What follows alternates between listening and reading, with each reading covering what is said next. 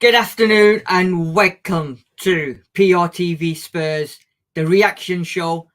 Tottenham Hotspur 1, Wolverhampton Wanderers 2 yesterday at the Tottenham Hotspur Stadium. Spurs gave it away at the Hotspur Stadium to a resilient Wolves side who, in my opinion, were the better side. However, joining me, as you will be with your comments as well, is Mr. Sean Hurl. Good afternoon, Sean. How are you? Good afternoon. Well rested after a disappointing day at the football. Well, not actually at the football, but watching football yesterday. And yeah, a lot more sober reflection. Yeah. So yeah, fine. I'm fine. Yeah. So you know what? Oh, before we start, we should wish a happy birthday to our colleague, sometime colleague, Pav. It's her birthday today, so many happy returns. 23 today, and I think she's living it like this. She's having it large somewhere. I think she is. Yeah. So yes. Many happy returns. Absolutely. So yesterday, Spurs lost to Wolverhampton Wanderers, and it was a lot of the Spurs fans probably walked out that door. They didn't turn around because they didn't want to see that score anymore. And then you probably had some of them Spurs fans that kept walking away with troubles in their mind. They're walking away to find another can of beer. However, we could have done the reaction show straight after the game, and it would have been a lot of anger. It would have been a lot of frustration. It would have been a lot of disappointment. However, now it's the calm after the storm. We've all sat back. We've watched the game. We were frustrated whilst we were watching the game. We was angry, disappointed after the game. Probably more angry when you watch Match of the Day and you dissected it. You slept on it. You woke up this morning. And yes, there's a lot of people jumping the bandwagon. There's a lot of people saying, da. But when you break it down, Juice Nuts has broken it down in the comment section. Thank you, Juice. There's a lot of other Spurs fans that have broken it down. And we're looking at the bigger picture. So, Sean, I'll ask you the question and then we'll go into it. How disappointed was you yesterday then? Because remember, in the preview show on Friday, it was 1 and 3-1s and 2-0s and yeah. But then, when we looked at the record, they've got a good record against us. So how disappointed, or was you disappointed after the performance and result yesterday? Yeah, I mean, of course, sure. You never, it clouds your whole weekend when your team loses. But when you're well beaten as we were yesterday, you just have to sometimes just put your hand up and say it was a bad day at the office. Too many players didn't turn up, and the goals conceded could be put down to individuals in many cases. But the structure of the team wasn't right, and it was clear from like 10 minutes in that something wasn't right. And Wolves, fair play to them, did a job on us. So but I'm trying to look at. I'm now looking at games in the course of a whole season. Yeah. And I think I shared with with our WhatsApp group that that we are still ahead of last season's match for match. We've got more points, we've got more goals. There's an issue. There's an issue in the fact that we're conceding too many goals. But fair play, well done, Mr. O'Neill. Your team did a great job on us, and we move on. And I think it's one of them, innit?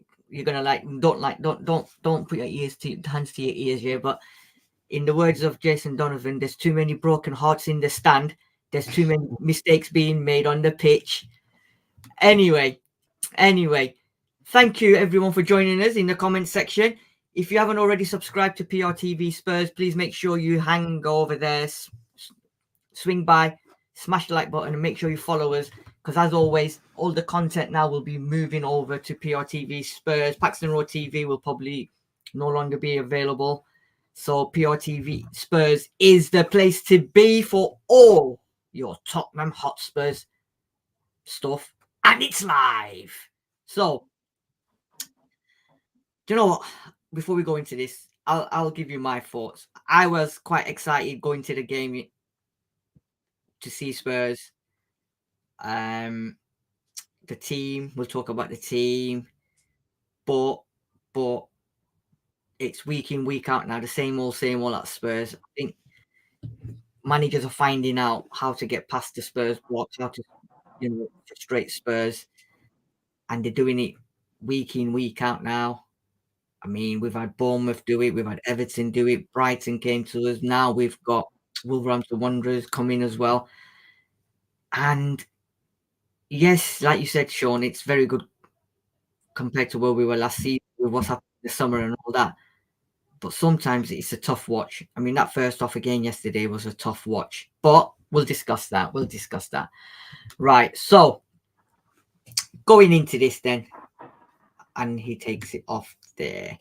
Right, let's have a look. I'm just going to put a couple of comments up, Sean, before we go into it, and then we can. Juice Nuts is saying here, basically, disappointed, but big picture is okay. Not one player was good. Van der Ven and Vic Cario kept Wolves from scoring more. In a perverse way, this is good. To keep our expectations in check, especially for next season and the one after. Build, grow slowly and strong. Don't get ahead of schedule as we did on the Poch. Completely agree. Brenny K74 is saying, yes, he's got his drink and he's got his popcorn. Well done. We want more comments from you, please. David Clark, hi from Leicester. Until Spurs players can carry out the basics in football, we will continue to fall in matches like this. And JJ, good afternoon, guys. A tough one for us. So let's break this down then, Sean. Let's break this down. And I don't like doing this, but unfortunately we have to. First half, again, like last week, I don't know what's going on. I don't know what's going on with first half performances at the Tottenham Hotspur Stadium and away. I just don't know what's wrong with Spurs with this first half. Sean, enlighten me, please. Have you got a reasoning? Give me a reason why we're doing this in first halves.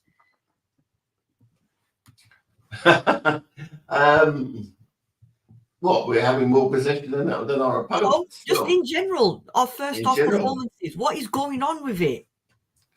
I don't know. I mean, the first 5-10 minutes, I thought we were okay, and we were, buzzing about and what have you. But there was then I forget what it was. There was a breakaway, and Vic had to make a really important save. And after that, it was like the confidence drained from the team. And Wolves just got a foot in the game, and gradually they just choked.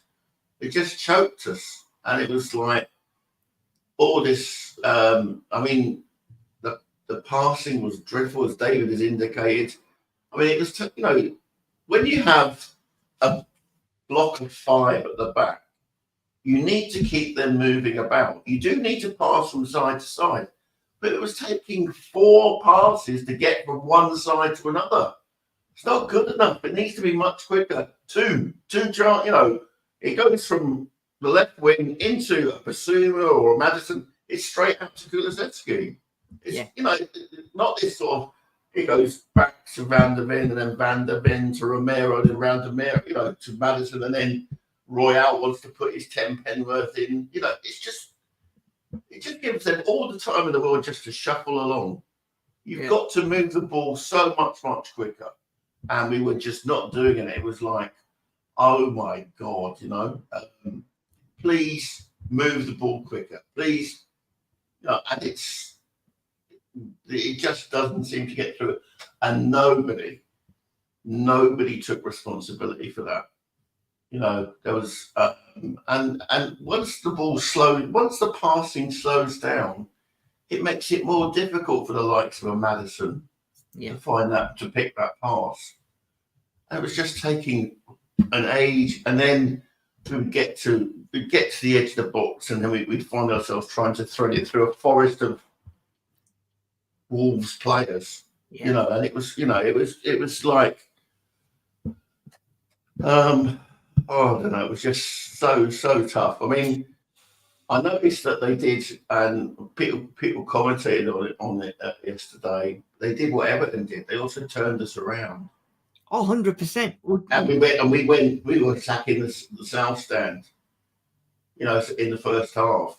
And Everton did that to us, and we struggled in that game.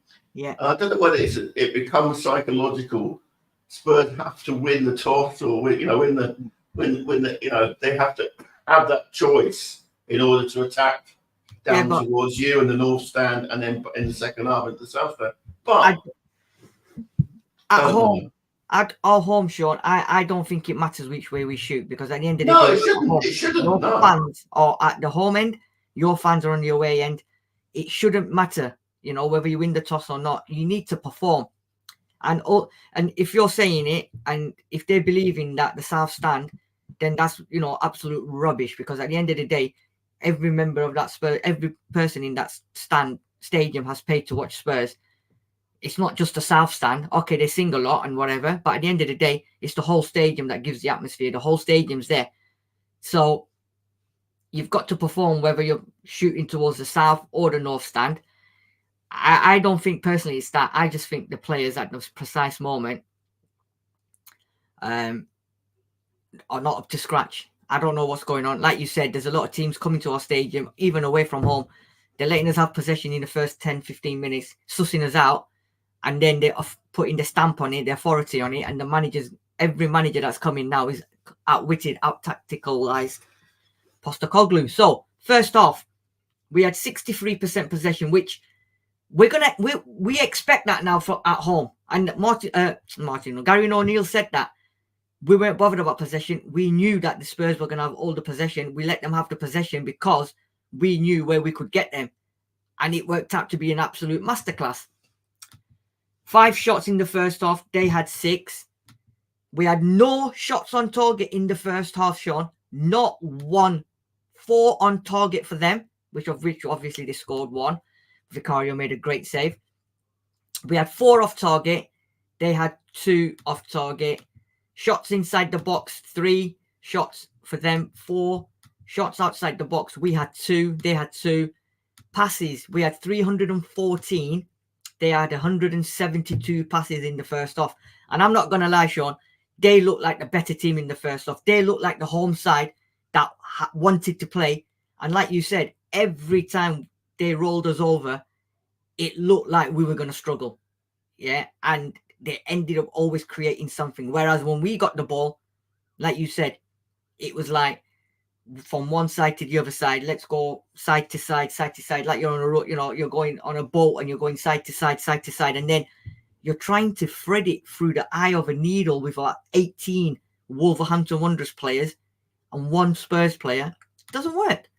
Accurate passes 88%, and their accurate passes were 79%. So, like I asked you at the beginning, no shots at home in the first half of a game. Me personally, that's absolute shocking. You're on mute, Sean. Yeah, the keeper had a very easy afternoon generally, but the first half was particularly poor. And you can see all those passes, how many of them were sideways and like 2 passes where 1 pass was needed. And I just it was just so frustrating because you needed to move a back 5 around, and we weren't. I mean, Craig Dawson was having a field day. Yeah. Eventually he finished up with crosses into the box, and he would just clear it with his head, or the other centre back would clear it with his head. We played completely into their hands. It was naivety of the worst form. Yeah. But it's the building blocks, and I'm today I'm in a much clearer view of where we are exactly.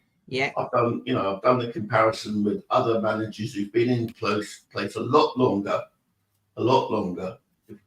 and we are on the early days. And as Rand himself said, I'm a football manager. I'm not a magician. Yeah. And people are expecting him to be Harry Potter when he's just a football manager, and he knows what he wants.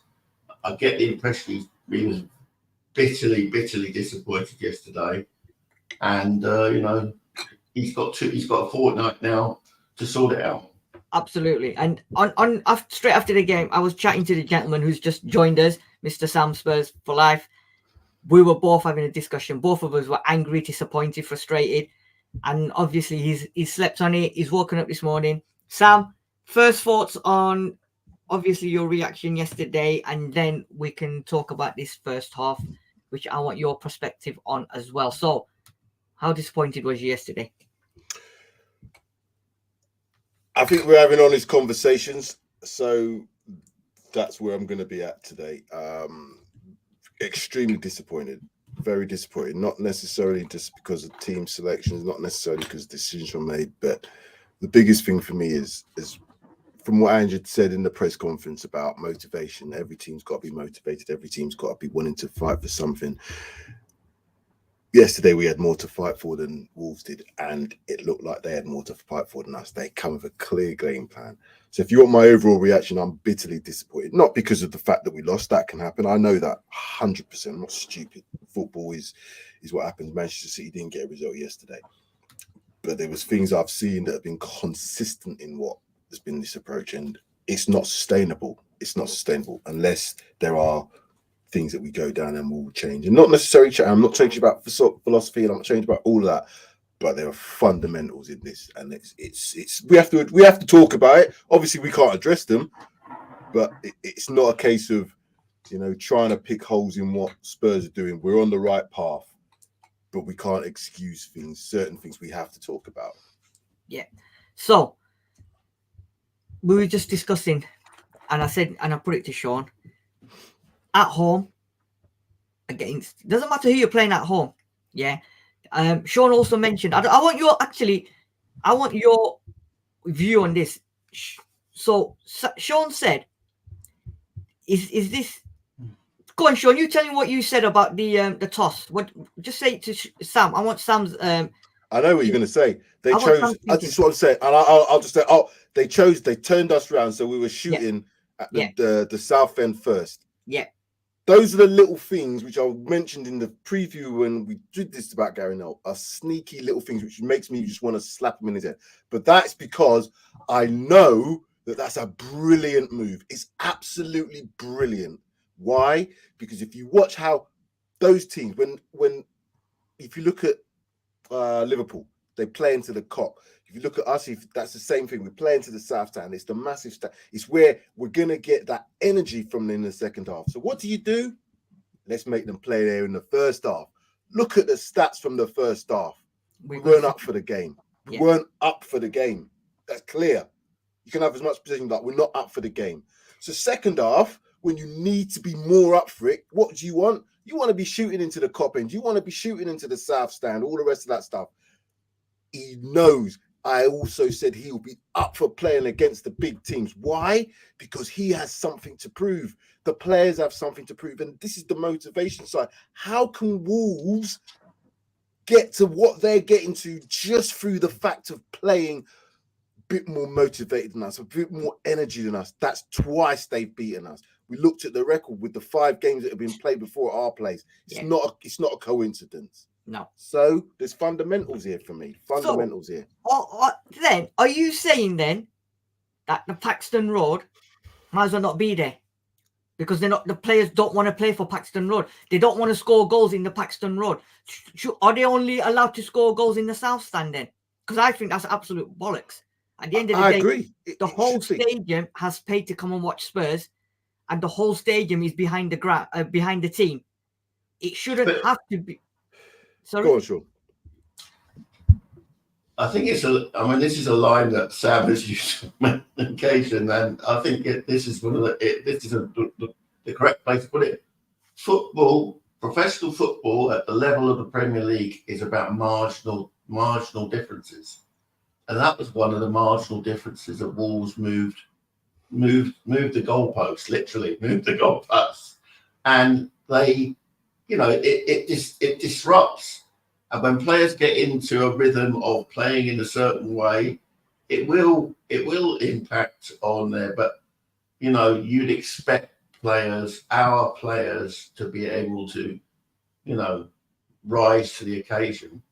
Why they did that, I don't know. I mean, if we were going to the South Stand, why didn't we score in the first half? Exactly. You know, I was just about to say that. It's you know, but these little Sean Dyche did it to us.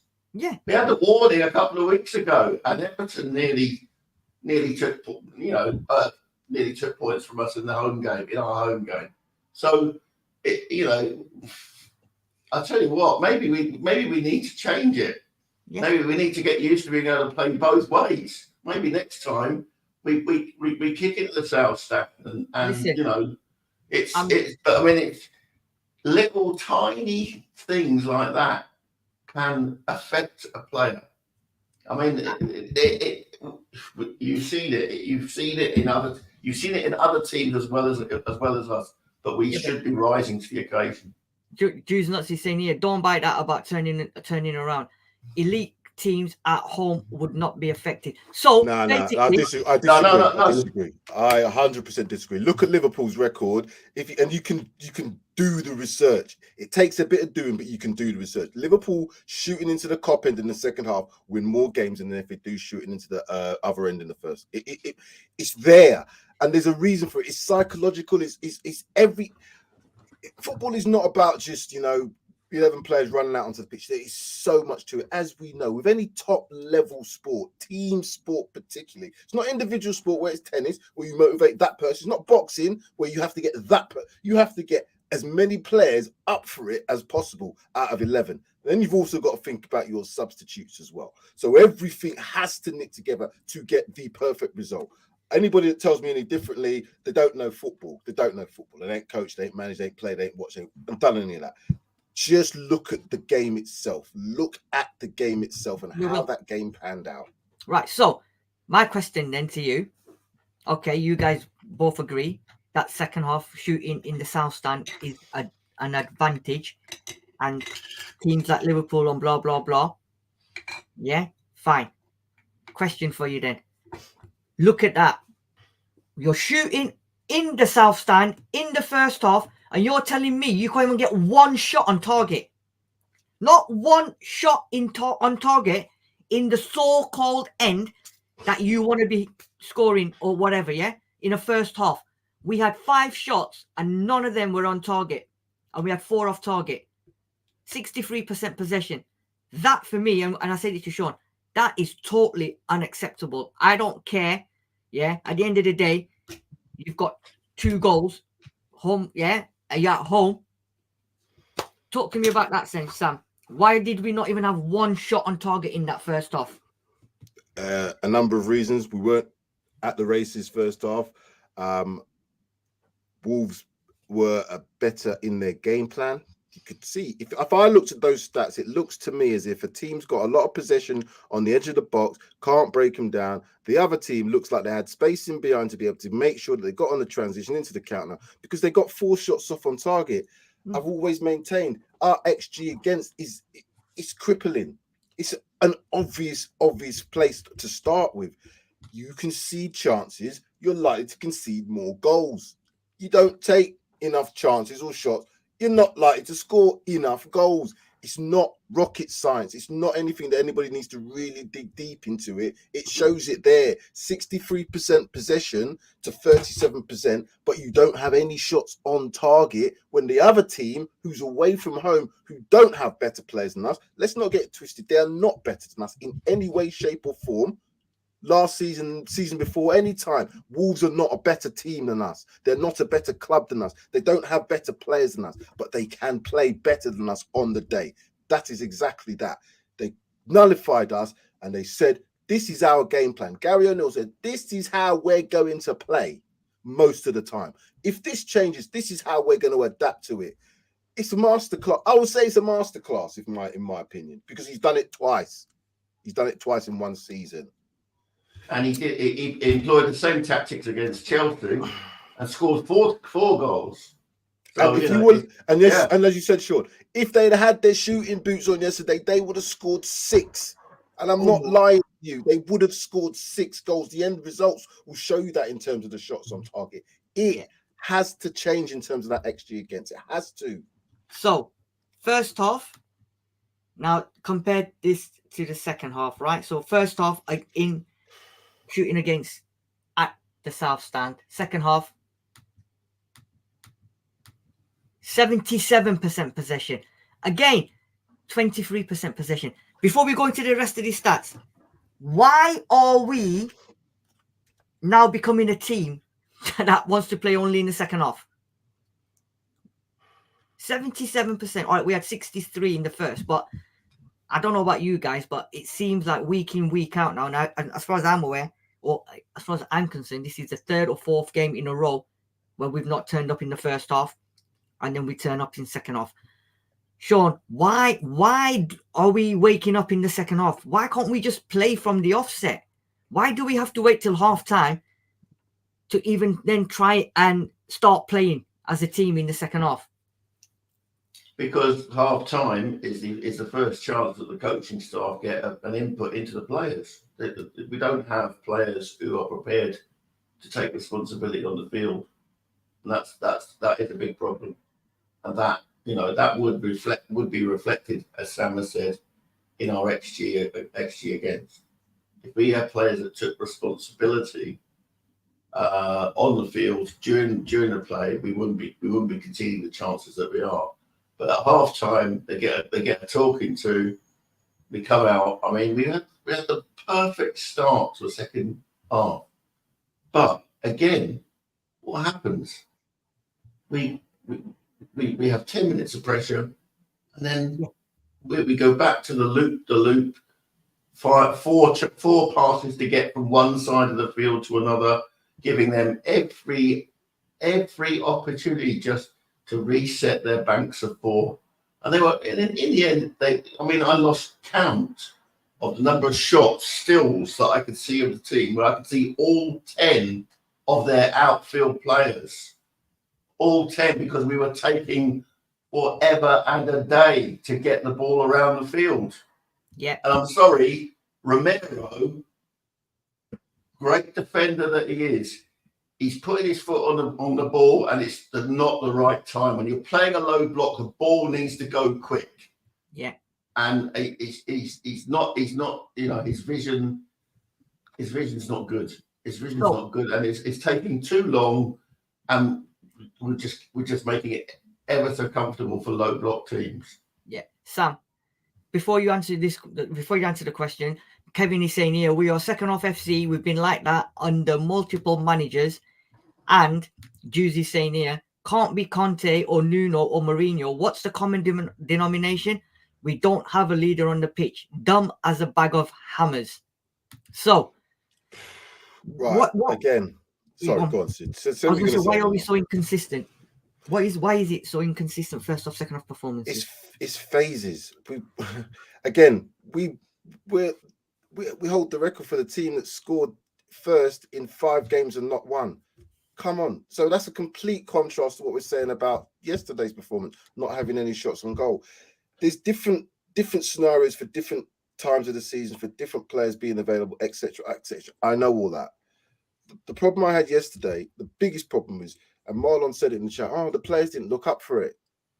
Every single one of them players didn't look up for it yesterday. Vicario apart, possibly I'm looking at possibly Sarr.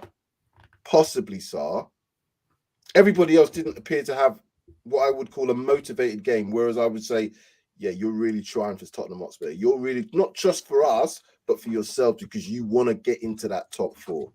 It looked like Wolves wanted to get into the top 4 yesterday, and that can't be right. You can't have 11 players not at it at this stage of the season when you've got more to go for than the opposition team. At least match them physically. at least match them from a perspective of the Battle of the Bridge when we were playing Chelsea. I know it gets talked about on my line, but that's what I want to see from players when things are not going right on the pitch, when it's not going right for you playing the game, because it happens. City didn't win yesterday. Does it make City a shit team? No, it doesn't. It means it didn't get it right on the day. But our pattern has been consistent throughout the season. 3 clean sheets since October. Nottingham Forest, Fulham, and who's the other one we had against? I can't remember. There's another team that I was like, oh my God. Why we? I'll think of it in a minute. But 3 clean sheets. Yeah. So Man City had 28 shots yesterday, only 5 on target. That's why they didn't win. So second half, 77% possession, like I said. 10 shots on target. They had 6. We had 10 shots. 4 on target. They had 3. We had 3 off target. They had 2. 7 inside the box as their 5. We had 3 shots outside. 1. 407 passes. They had 123 passes. Our accurate passes were 89% to their 61. So, like I said, no shots in the first, 10 in the second half. I don't know. Honestly, I don't know. So, that's the second half. Overall then, 71% possession, 29% possession to Spurs. I don't know about you guys. I don't really care about possession anymore. At the end of the day, you can have 99.9% possession. It's the result that matters. We didn't win the game. End of. And with that 71% possession, what did we actually do with it? Apart from go side to side, side to side. We had 15 shots on total. They had 12. 4 on target. They had 7 away from home. Off target, we had 7 shots. They had 4. Shots inside the box, 10. They had 9. 5 outside the box. They had 3. 721 passes. They had 295 passes. Almost 400 passes less than us. 88% accuracy. 72% accuracy. So, Sam, overall then, 15 shots, 4 on target at home against the Wolves side, which you're saying are not better than us. I don't think it's just me that they're not better. I don't think it's just me. The league table shows that. The Absolutely. league table shows that. History shows that. Everything shows that they're not better than us. But football is not about who's better per se. It's about what you do on the day. Now, 71% possession. Again, we look at stats in various different ways. Where is that 71? Is that a Chuckle Brothers sort of thing? Is it to me, to you in the back half, back to the keeper, to me, to you, back to Timo Werner, back to you, back to Raw, back? That's easy to do. I can do that all day. Possession rules, fantastic, fabulous. Where's the possession in the final third? How many touches in the box did we get? How many times did we have opportunities where we created chances in that final third to be able to use that possession that we'd had for all that time? 29% possession with 12 shots and 7 on target suggests to me a game plan. It also suggests to me where we give that ball away. I've seen it numerous times. They give the ball away in stupid areas. We conceded from a goal, from a corner, and then we had 5 against 3. 6 against 3.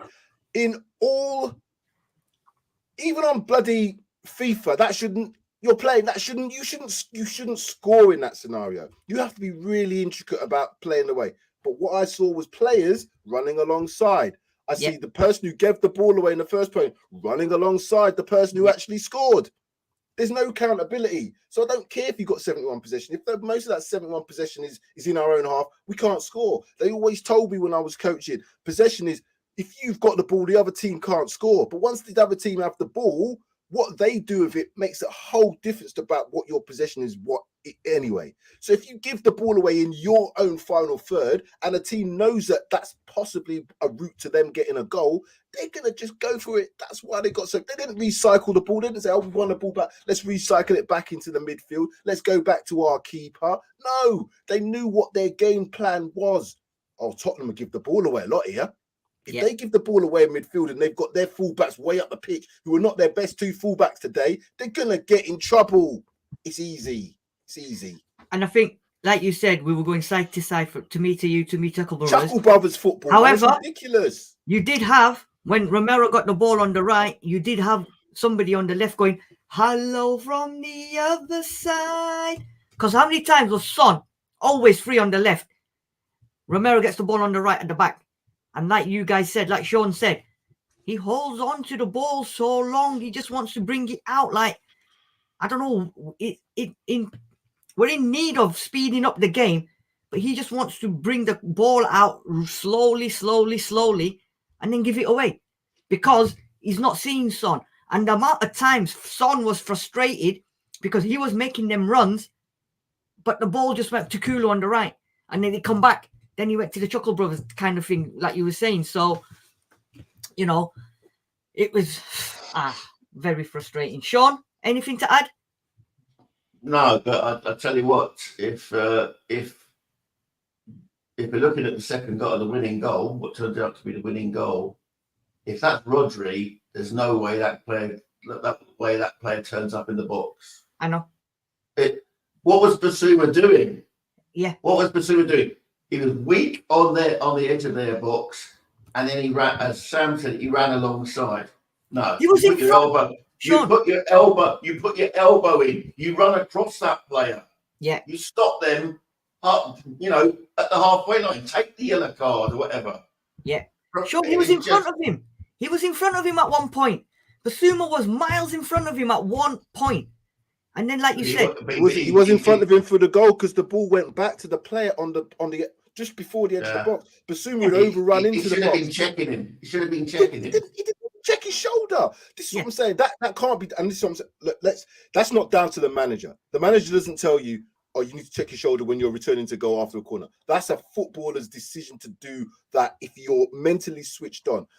As I said to you, Basuma hasn't been playing at that level for me this season. I've got to take a stock and account of, is this player really the player that I thought?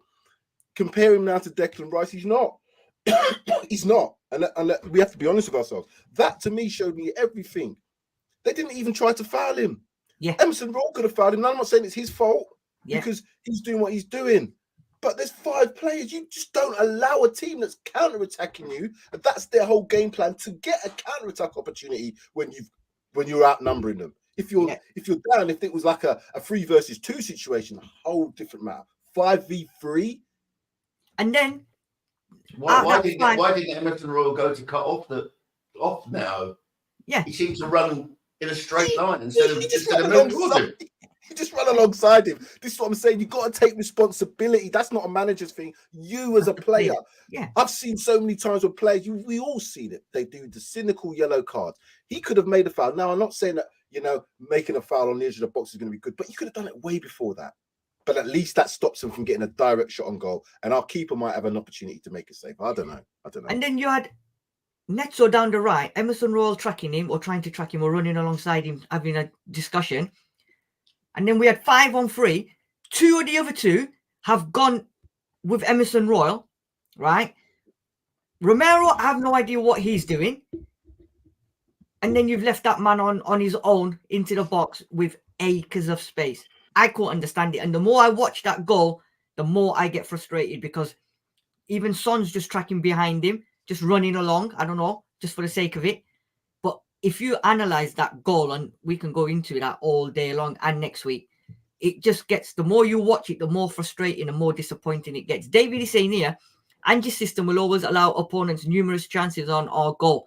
The only way it won't happen in this system is if you have exceptional players in every position on the field. Juice is saying to that, David is right about exceptional players. If we don't have that currently, then Ange should adapt the system to get us to that level. When we do get the required players, then you do what you got to do. So we had this discussion then, guys, about the team, right? And we said, what was the team going to be on Friday? And obviously, Ange must have watched my show because he went out with this team. This was the team. Right, I'm going to be blunt and I'll go first and I'm going to be blunt, right? We had this discussion about the fullbacks and I said I'd be happy with Davis and I'd be happy with Emerson Royal. I'll just put it on paper now. When you don't have Destiny and you don't have Pedro Porro, and I'm going to say, are going to be in serious trouble because both of these fullbacks are not deputizing for what we've got. Davies had an okay game. He did go quite a lot forward. Emerson Royal cannot play at right back again, in my opinion. If he's going to play, you maybe play him as a centre back because he's played better at centre back. But at right back yesterday, he was poor. He was poor. Man does not look up when he's got the ball. As soon as the ball's at his feet, I don't know what he's trying to do with it. He's doing too much with it. Amount of times he lost possession could have been vital. For me, he's not on that right back. And Sam, on Friday, we discussed it. Do you know what? I'm now saying if an offer comes for him, we get rid and we go and get someone better. That's What are we expecting from Ben Davies and Emerson Royal? In all reality, professionals, they'll go out and do a job. Are we expecting them to be worldies? Are we expecting Royal to be putting in assists and crosses like Porro? No. Possibly being a better defender? Yeah, I could say that. But what I've seen of him, I don't think he's that great a defender anyway. And people can argue that case. That's fine. I don't mind that. Ben Davies the same. Proper professional, 33 years of age, great for Spurs, has been brilliant, servant, all the rest of it. But is he going to be the one that's going to take Destiny Doggy and say, well, yeah, oh my gosh, Destiny's got a play? No, he's not. No. He'll fill a position, he'll do a job for you. And that's what we've got. Let's not get it twisted. That is what we have when those two other players don't play. Now, what I'm saying to a manager is if you've got somebody who's very, very quick, who's good in the air, who's played at right back, who hasn't had an opportunity in a home game against a team I don't think is the best, then why didn't Trackerson play? If he's played in the right. Now, again, there's lots of reasons why that might be. They might not practice, the manager might not think he's there, but all the rest of the connotations, he's trying to keep players motivated, but it didn't look like players were motivated yesterday. So I don't understand that sense. Possibly a back three. If you think that this team's going to play in a certain way, they play the back three, match them up. I know that those things might not happen because of the style of play, but you don't have to sacrifice your philosophy to play a different system. That, again, is another thing. You don't have to sacrifice your style of play or philosophy to play a different system of football. And they do, because every time they play, it's all intricate. But I don't know what we was expecting. I knew what was going to happen. I knew. If them two are going to be high up the pitch, Davies is not the quickest person in the world, nor is Royal. They're not going to get back. You're going to have Van der Ven scrambling out to the left-hand side. You're going to have Romero scrambling out to the right-hand side. And if you've got a player like Basuma, who's on his own in a single pivot, not with Saar, because Saar's coming to do all of, and he's not playing that well, what else are you going to expect? It just, everything added up to make the sum that we got yesterday. Sean, your opinion on the left and right back, and also just another question to throw in there as well while you're doing that. If you're playing these two, should he have adapted the system? Because, like Sam said, Destiny and Poro, you can play the system that he plays because it works flawlessly at times. These two are not them two players. So if you're going to bring these two in, should he have adapted the system as well? Yeah, I think I said on Friday that I wouldn't have played both fullbacks as inverted fullbacks. I would have kept Davies withdrawn, and maybe they would have shuffled across and acted as a temporary back three. Yeah. And then push Royal into a position where he's able to assist Basuma. The problem is Royal thinks he's Cafu. He doesn't. He thinks he's Cafu, and he isn't. The number of times he got caught in possession. He's more Cafu. All Wolves needed was to sense, smell the blood, and they knew that they could attack him. And it was him that. Did you see the pass that he played to Davies over Davies' head and out of play? Yes. Oh my God. Yes. I mean, I'm sorry, Emerson. I love your vibes, but my God, yesterday you were dreadful, and he was awful. You've got him and Romero slowing things down. Yeah. Romero at least does know how to pass. He's just not very quick when he needs to do it. Emerson, I'm sorry, my friend.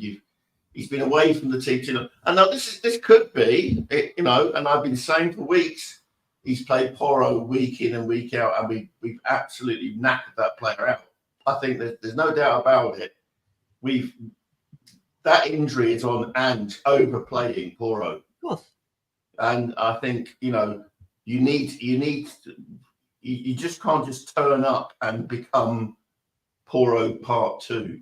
No. Particularly if your name's Emerson Royale. Yeah. But anyway, I think we could have adjusted. As I said, I would have, shifted Davis inside at that point and allowed Royale and Basuma to then play the double pivot. Give us a bit more security. I don't know, but anyway, it's done now. There's not a lot we can do. So I do feel sorry for Sarr. I thought Sarr was the best of our midfielders yesterday, exactly. And it was he that got hooked. At the substitution. I was going to say the midfield three, then, guys. Sarr was the better out of the three. I think Basuma. I think that Chelsea game and everything after that is just not been the same. I don't know what's going on with him mentally, physically. I don't know what's going on. Maddison. Do you not mean the Luton game? Luton game. Sorry, Luton game. Yeah, he wasn't there at Chelsea, was he? Oh, sorry, yeah, the Luton game. Maddison's not been himself again since he's come back from injury.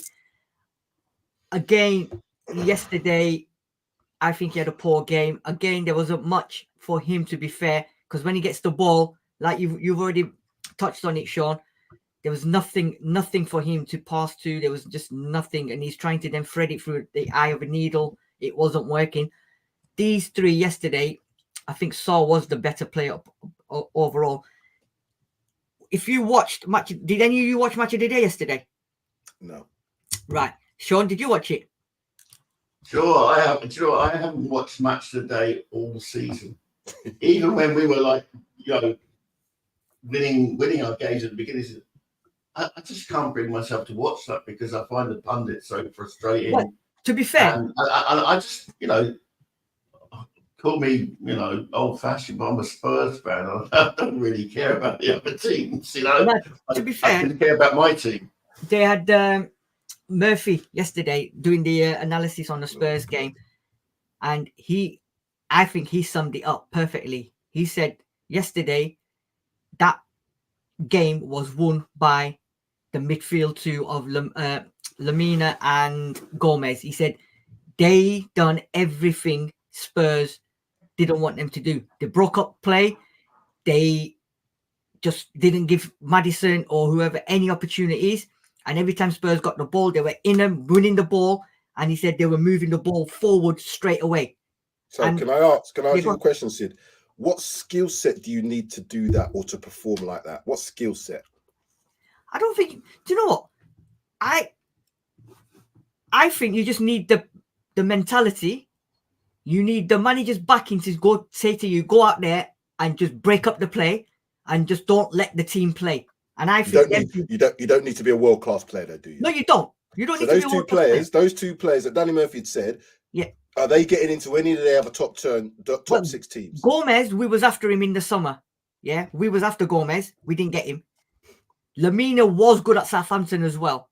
Yeah, but yesterday, O'Neill's plan completely worked and we fell into it. He told them to go and break up Maddison. I think main thing, don't let Maddison have the ball and let him do the things. And both of them done that. But the extra thing that they did was when they got the ball off Maddison or stopped Maddison from playing, straight away they went forward and they put Wolves in the ascendancy. Whereas we didn't do that. And I think it helps when you've got pace up front, like exactly. Neto, Wang. Yeah. And that's what he said. So I think as much as Sarr was good, Sarr couldn't do everything yesterday because Basuma again was poor. Maddison just couldn't get onto the ball. And I said Maddison should have been the first one off the pitch because I didn't think he was influential at all. I mean, you can have your say on that, guys. It's open. You just said it. If you've got a game plan to mark out your number 10, it happens in every single. When players play against Manchester City and they put players onto Rodri, he's not as effective because he can't get the space and time required. It's not rocket science. Using that word again, that phrase again, but it's not. if you know your best player who creates the most opportunities for you, you don't get him the ball as much, so you stop him from getting the ball as much. What happens to your creativity? It has to go somewhere else. Now, if you don't have them creative players, you're not gonna create as much. Not gonna create as much. Do you know what I mean? So what do you have to do? You have to try and get your player into position to receive the ball or to disrupt how they're going to approach it. Maddison has, and we've seen it, picked up the balls in the centre forward position, on the left wing, on the right, but he didn't seem to be doing that as much yesterday. The reason being is because we weren't motivated. The players didn't have as much urgency about them. Didn't have as much urgency to really get that ball forward. No shots in the first half tells me everything. Even if you're taking a pot shot from 25 yards, you can get a shot for goal. Surely. That's not at home. I'm not talking about away. I'm talking about at home. So, again, game plan, players motivated, tell them what to do, make it simple for them. They don't have to be worldies. They just have to get on and do it. And couple that with the fact that we give the ball away in terrible areas and they're quick on that transition. Yeah, I think Tom here. Good afternoon, Tom. Wolves had a game plan which worked. It seemed like as soon as we couldn't break through, we lost the game mentally. Sean, front three. What did you think of the front three performance yesterday? Probably Richie's poorest game for a while. Agreed. But to be fair, he was up against like some of the toughest, hardest, biggest defenders in the Premier League. And if you're not getting around the back of these, you're not turning these players around, then he's not going to thrive. So yeah, he didn't have a particularly good game, but I don't necessarily apportion it all on him. I thought Son was poor. I mean, he may well.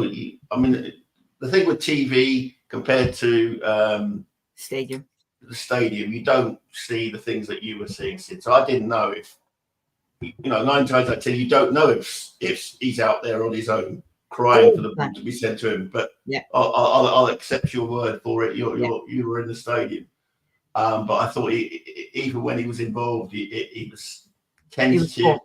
He was up against, was it Semedo? Yeah, he's not the greatest fullback. You take him on. So yeah, I thought it was not. I wonder whether he was carrying too much responsibility. And maybe he, in retrospect, we should have, put him on the bench again yesterday. I don't know. It's always, it's like hindsight. It's 2020, isn't it? Of course. 100%.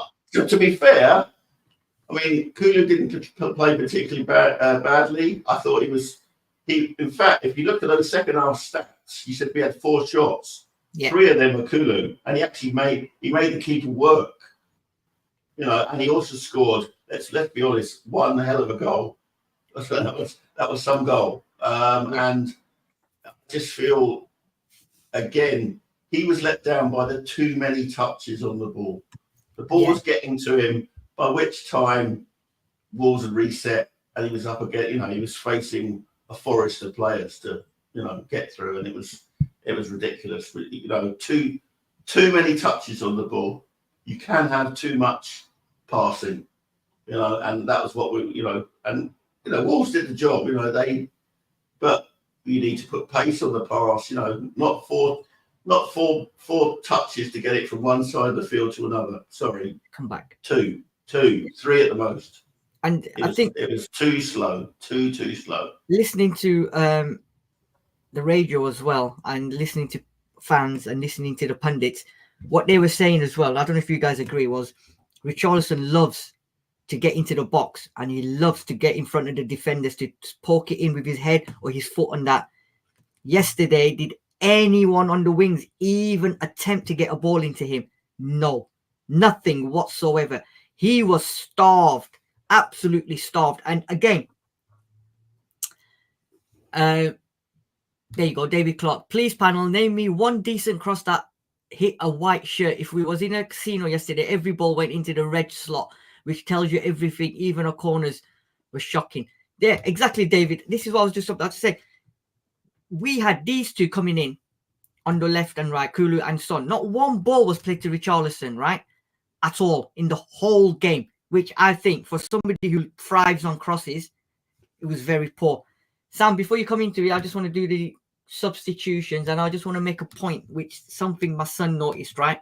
The first 3 subs were Bentancur, Johnson, and Werner for Richarlison, Sarr, and Basuma. Quick one. Did you agree with that? No, is a simple answer. That's fine. Go on. You took off Sarr, which means you're gonna now. You took off Basuma to put on those other 2.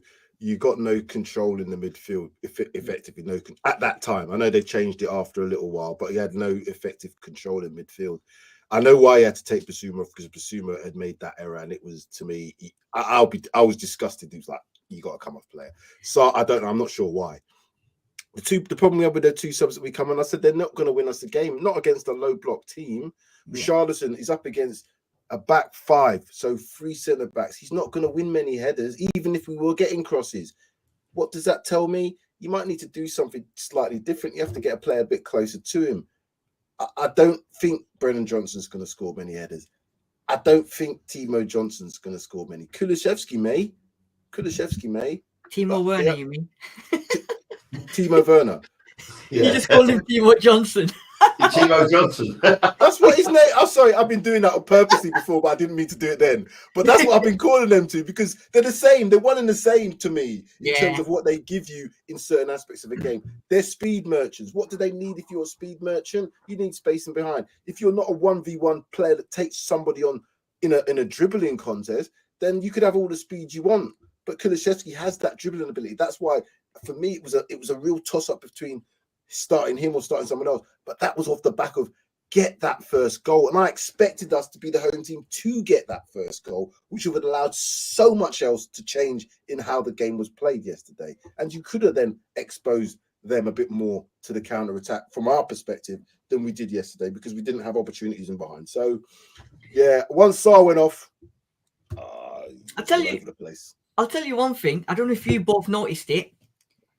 When we made the first substitutions, Basuma was off the pitch already, even before the board had gone up. Yeah? Even before the player was even ready to come on, Basuma was off the pitch straight away. He didn't even there was not even an applause for him or nothing. He was gone. And I'm like, hold on a second. How do you know you're coming off? He was gone. And then the board went up. He knew. So, question, which David is saying here, you don't take your physical centre forward off when you're losing. He didn't have decent service, and then you put on a non-target man when Wolves are playing an extra low block even, and then you wonder why we lose. Exactly what you just said, Sam. And let me just say something more as well, because I've got to leave in a couple of minutes. When these 3 substitutions were made, Sean, and Werner went up top, I don't know how confused you was, but I tell you what, the stadium was confused. And something my boy noticed, Sam, from someone's seat, who was with him, he said to me, Dad, did you see Son's reaction?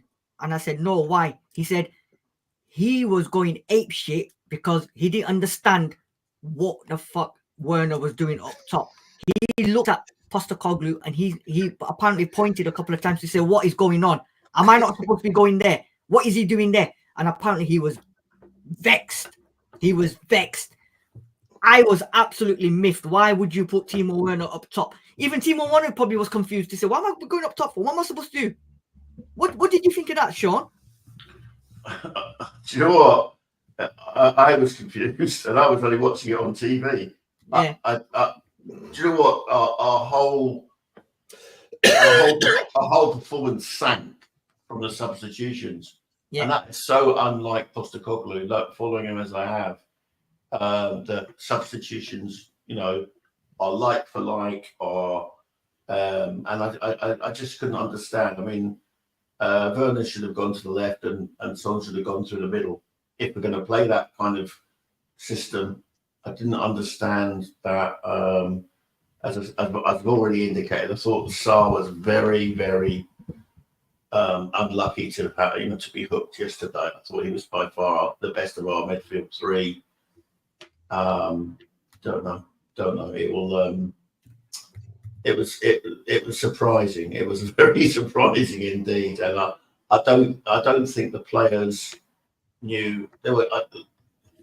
I mean, they didn't play like they knew what they were doing. Yeah. And then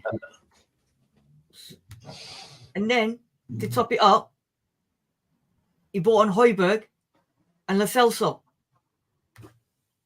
Sean, what was that one about? Yeah, who did Højbjerg come on for? Højbjerg come on for Emerson Royal.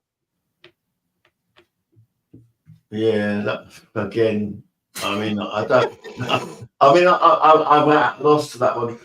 I mean, Maddison, Lo Celso for Maddison possibly made sense. I don't know, but it was just, by then it was far too late.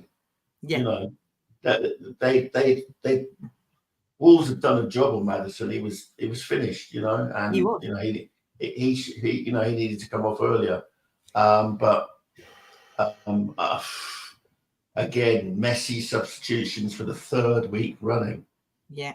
And quite late as well. Wasn't it 83 minute when them other three come on? Yeah. 83. Yeah. Far too late. Far too late. Far too late to affect a game which was, going against us.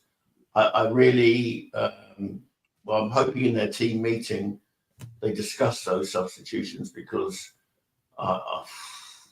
we made it so much easier for Wolves just to see out the game. Yeah, absolute bizarre. Obviously. Now, can I just add one thing? Do you not think? And this is the problem with football, and we've all got different opinions. I don't think necessarily, having looked at the game now, and this is hindsight, brilliant. It's 2020, it's clear.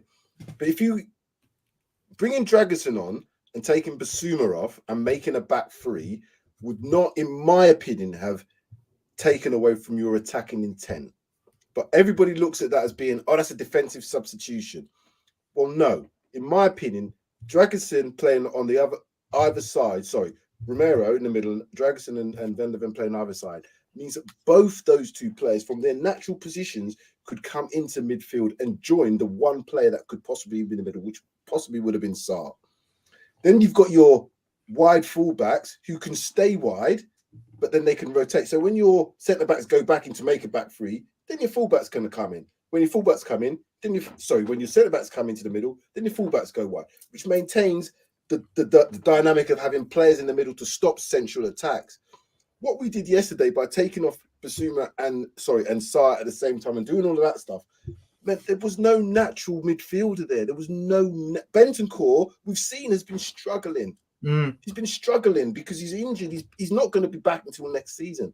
How are you expecting him to then run? And I think Ange then worked. Oh shit! That's why he brought Højbjerg on in the end, because we didn't look any better. Yeah, we didn't look any better. I to be fair, I didn't even know Bentancur had come on, because I didn't even see him get into the game at all. And I think you're right. If Bentancur is not fully fit yet, and they've already said, the medical team, that he's not going to come back to his best next season, then, to be fair, yesterday, did you need to bring him on?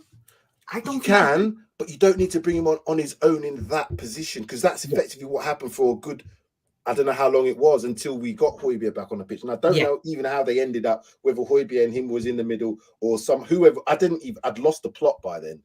But the fact that you bring a player on and put him in the position where he hasn't got the physicalities at the moment to do that, and to try and win a game, and to try and it's too much. It's just and that's on Ange, and that to me is no disrespect. That's not saying Ange out. Nobody's saying that here, but we have to have questions about, because it's a pattern. It's a pattern emerged. The substitutions, as Sean said, 3 weeks in a row been late. We've only just got over the line in one of them games. We didn't get over the line yesterday, and the other game I think was a draw. So more so than being late, they also unbalance the team. Yeah, massively unbalance the team. I mean, yes. Whether that's because it's squad limitations, and he did indicate post match that we know where we are, and there's a lot of work to do, and that's, you know, that's fair enough. And I do go back to what I said at the beginning of this show. We are in more points. We've scored more goals than at the comparative time this last season. After 25 games, we've scored more goals. We've got more points.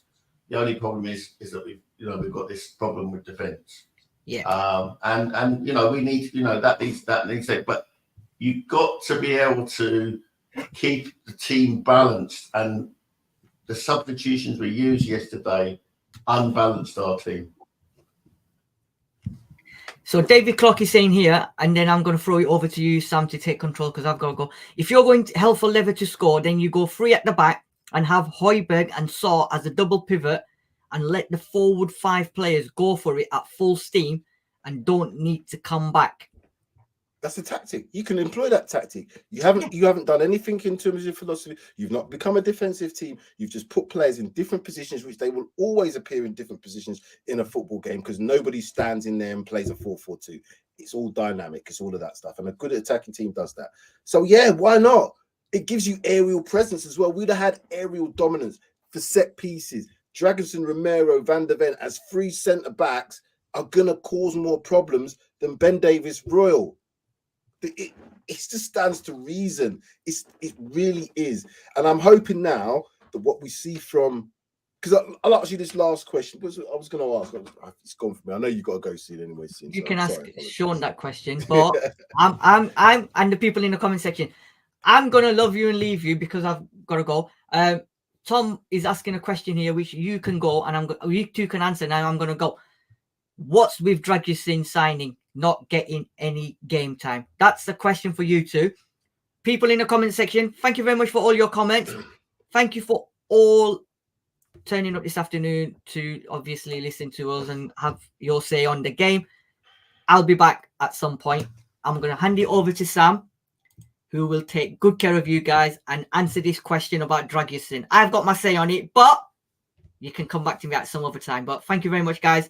Have a great rest of the day and enjoy your week, guys. Sam, Sean, thank you. And he's gone. He's not gone yet. He's gone now. He's not gone. He's just sort of camera. The Dragonson question. Why? Well, if we're playing a back 2, you've got 2 spots.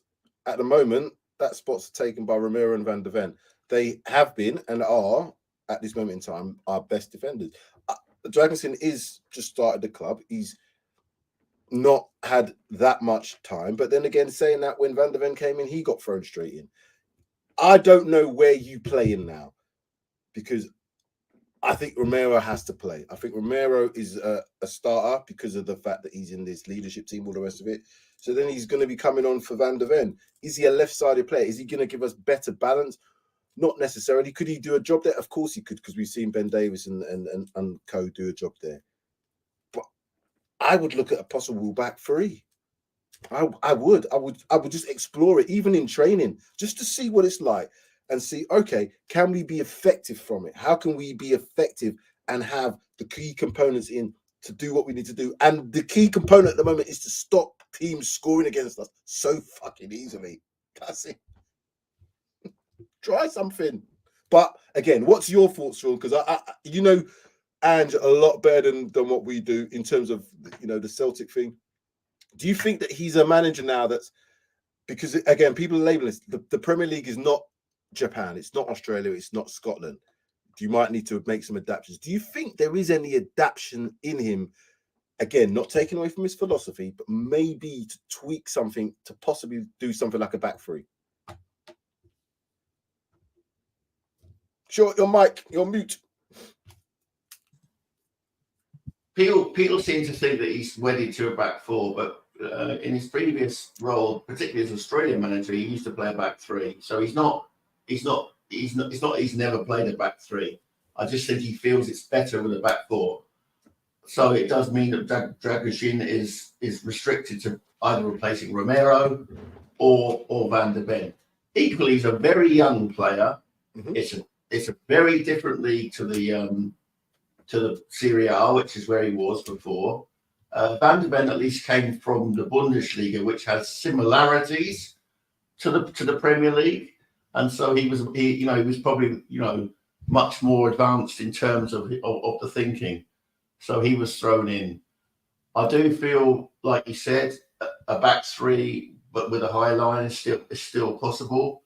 I'm just hoping that we get to see a little bit more of him, because I would like to know if he's any. No, I haven't got any tickets for Pearl Jam, but I'll go in the queue if you want me to.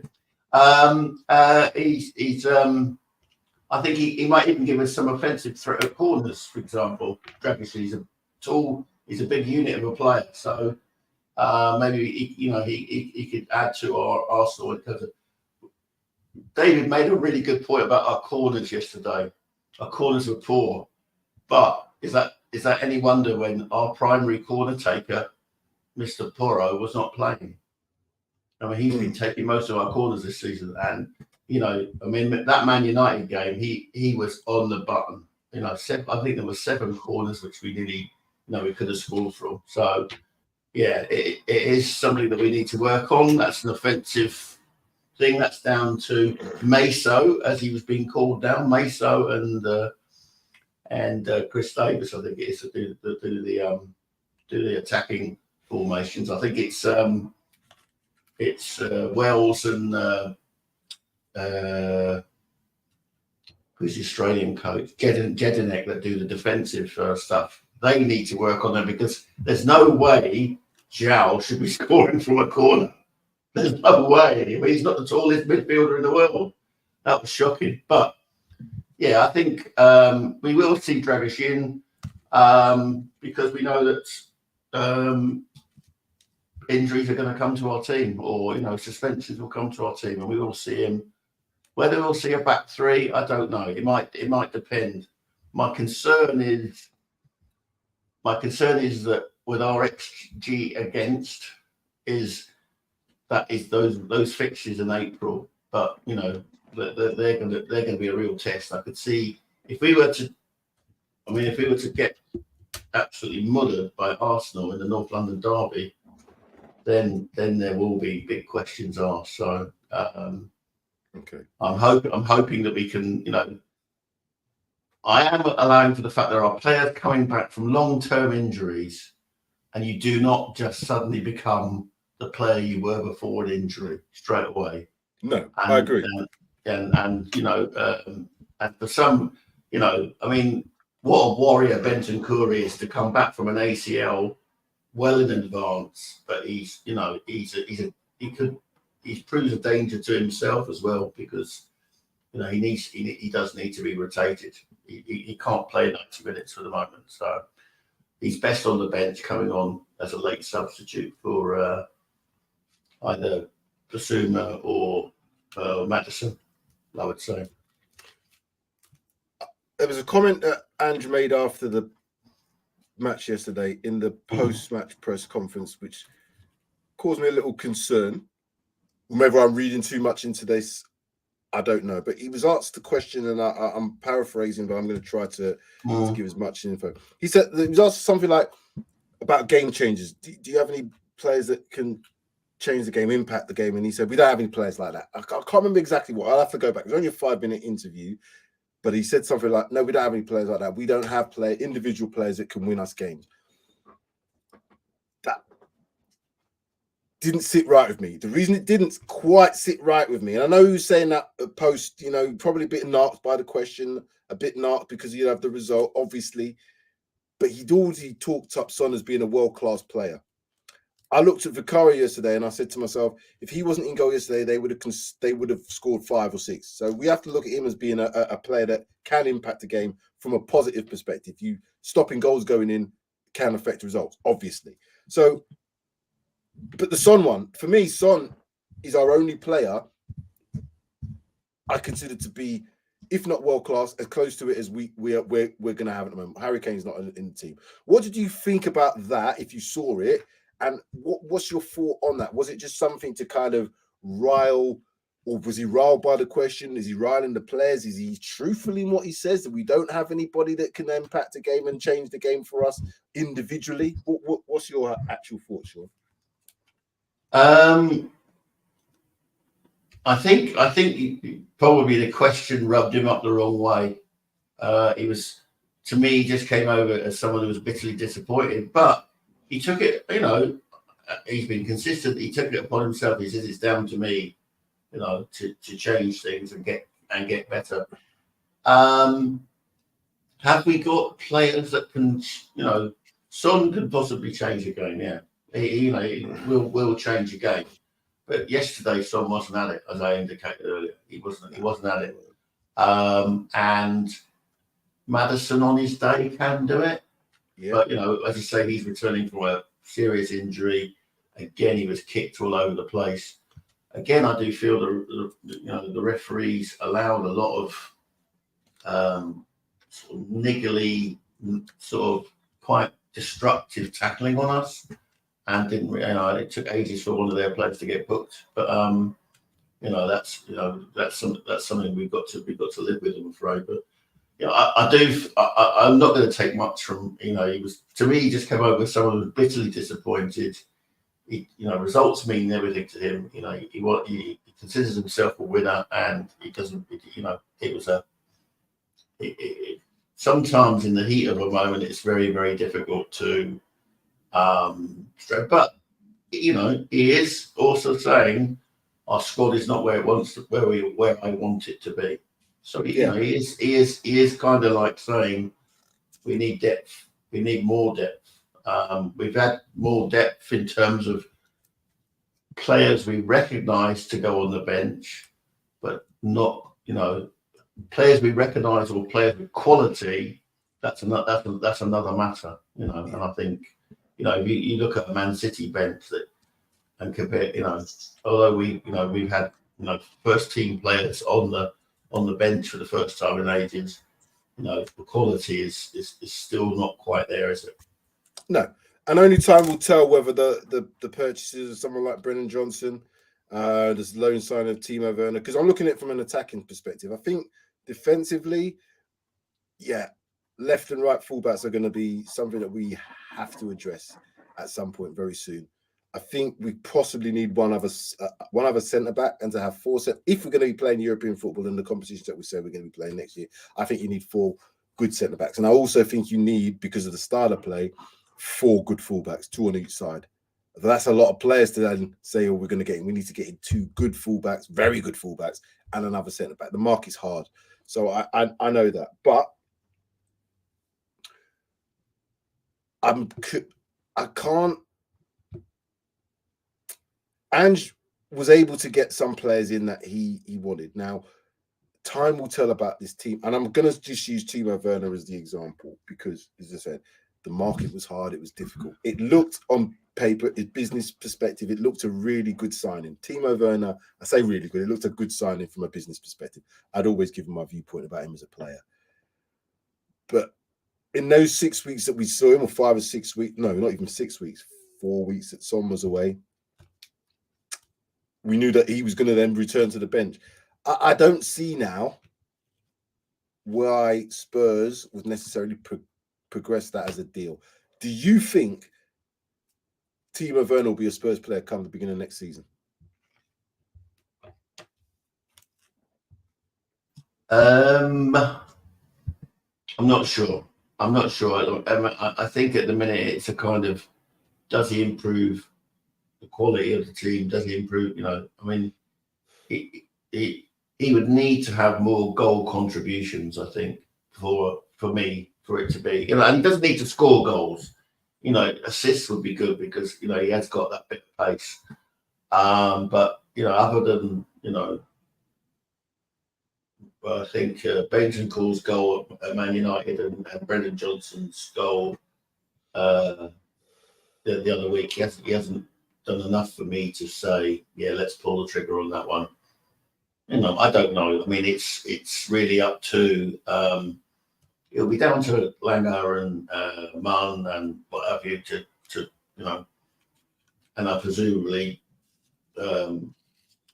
Ange will have the last say whether it's doing. I'm not going to rule it out. I'm not going to rule it in at this stage. you know, it's one of those ones we don't even need to make a decision to the end of the season. No, we don't. But we do need to know. see. We do need to see from him though that he's going to make a difference to us, and that's my problem at the moment.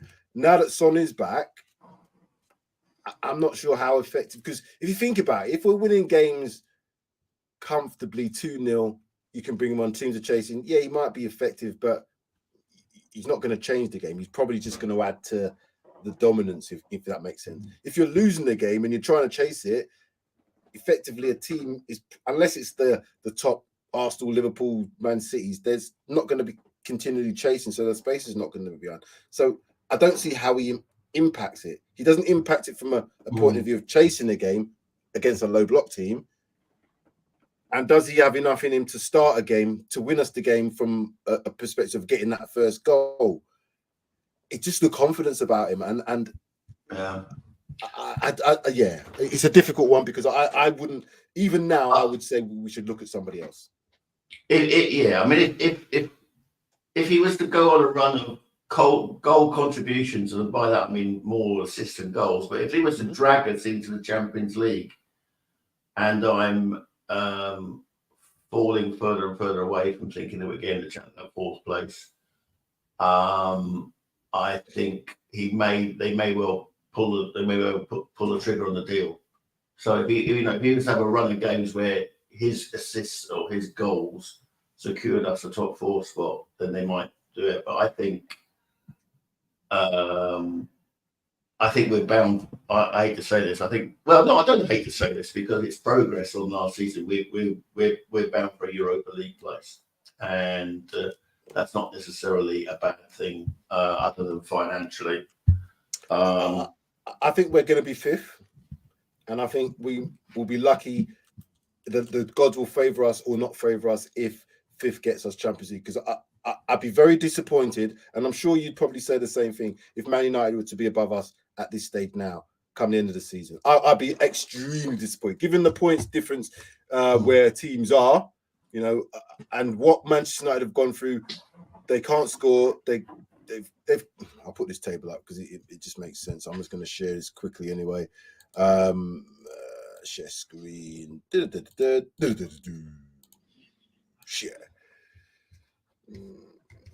Manchester United, 33 goals conceded, 33 goals scored. Do you know what I mean? They're not putting up any trees, but that's the problem. Draw 1-1-1. Whereas we 1 draw, 1 draw, 1 draw. The draw at this stage of the season, particularly if you're going for leagues and titles like that, is as good as a loss almost. Yes, it can be, we got a point at City, or we got a point at Anfield. But in the grand scheme of things, that's 2 points dropped effectively. You need to be winning games. Now, we've had a few little draws in there, and then couple that of a loss.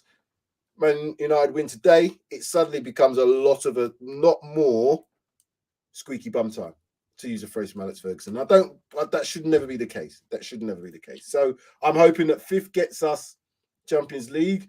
We should still be trying to chase down Villa. They're only 2 points above us. Forget the rest now.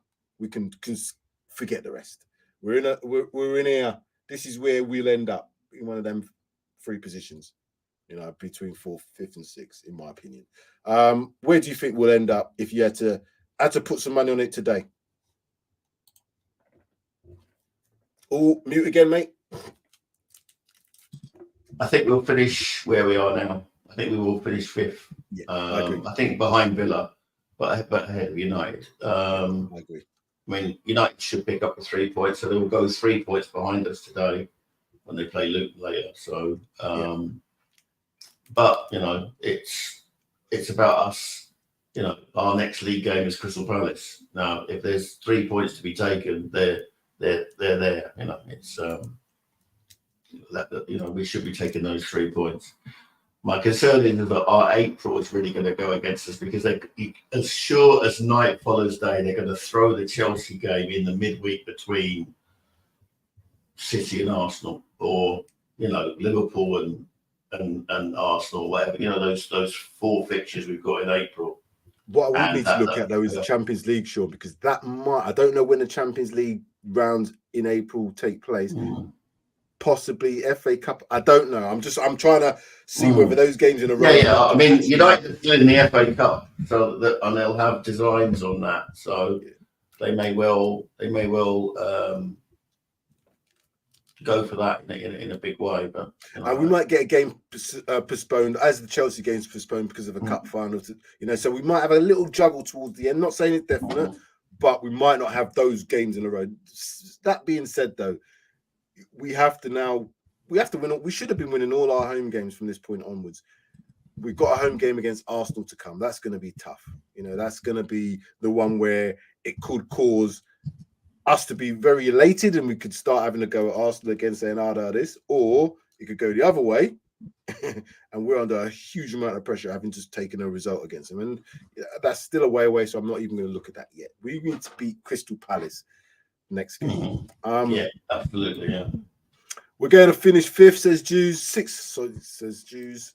Liverpool and Newcastle only managed draw with Luton. Let's hope they cause United problems today. United will cause their own problems. Luton will play Luton's way. But look at Luton against Sheffield United at home. That was a shocking result. Yeah. Okay. Yeah. So final thoughts then. Not the result we wanted, obviously. No, I mean, I think it's been my mantra for the season. I'm not going to get too high. I'm not going to get too low. Yesterday was a bad day at the office. Definitely a bad day at the office, and there are lessons to be learned. We've got 2 weeks to sort them out. I wish we were going away on warm weather training and just getting, a change of scenery just to sort of freshen the players up. But they won't be doing that. They'll be slogging it out in infield. So let's hope that they tidy up at the back and they progress with the attacking dynamism that we were witnessing in the autumn. For me, final thought. So there's a few worrying trends that I've seen that again can be addressed. It's whether or not they are going to be addressed, and we'll see that in the next game. It's always the next game that you see what's been said, how the players react, because we have to react. We've got another home game. If we have a similar performance in terms of the way that the team approaches it in terms of Crystal Palace, and remember they have got a new manager, so things are going to be different from their perspective. That doesn't matter to us. All we need to go out and do is win that football match. Absolutely. So that's it from my perspective. It's a case of, we know we're not where we want to be. It's not all doom and gloom. It is about, looking at it from our perspective and giving our critique. But ultimately, it's down to the manager and the players. And we've seen enough in both the management and the players that we can perform at a level that the top 4 are performing at. But we need to be doing that more consistently, and we need to do things that are going to help us to do that. So, maybe not playing Emerson Royal and Ben Davies in the same team at the same time might help. it might help. I don't know. Or playing them as inverted fullbacks. Or inverted fullbacks, yeah. Maybe centre backs their position. Sadly, I think Davies is the best inverted of the two. Yeah, he's also the best as a defender. So which then makes Royal absolutely nothing in that, because I thought he was a decent defender, but he wasn't that good defending. And I know bringing nailed job for the under-21s. We've got to really look at that, because if Porro is out for a couple of weeks, that's going to be the very interesting take for the next game, whether or not Emerson Royal plays. Anyway, thank you all for watching Paxton Road TV. Sorry if it's been a bit of a drag. It has been a bit of a drag. I was up till late watching UFC as well, which is a great card, by the way. UFC 298, fantastic. But more importantly, we want Spurs to come out next game and just give us what we see in that early part. A lot of effort. Yeah, we're gonna have chances against us, but we've got to take our chances and minimize those mistakes. Do either of you guess on other channels? It would help promote your subscription numbers. Yes, we do. It's just time-wise. So yeah, thanks, Leslie. We're trying to do that. We've got a lot of things we're going to try and sort out for the next, for this coming season. But YouTube don't help matters by doing what they do in terms of their algorithms. I'll say that. Over to our ladies. Now we must beat Aston Villa. Over to our ladies. Yeah, we're kicking off now. Yeah, 2:00. Right, cool. That's it then. Thanks, Sean. Pleasure worries. As always. Thank you, Sid, for sorting out the actual stream. I've just come in at the back end just to kind of add a little bows to it. Where is the music to go out? I think it's here somewhere. It's not that one. Been doing this regularly. That's the one. The CL countdown of the outro. Sid says no. See, people, this is live. This is live. You know what I mean? Finding where things are. It's here. There we go. Countdown. Let's go. Right then. Come on, you Spurs. Develop,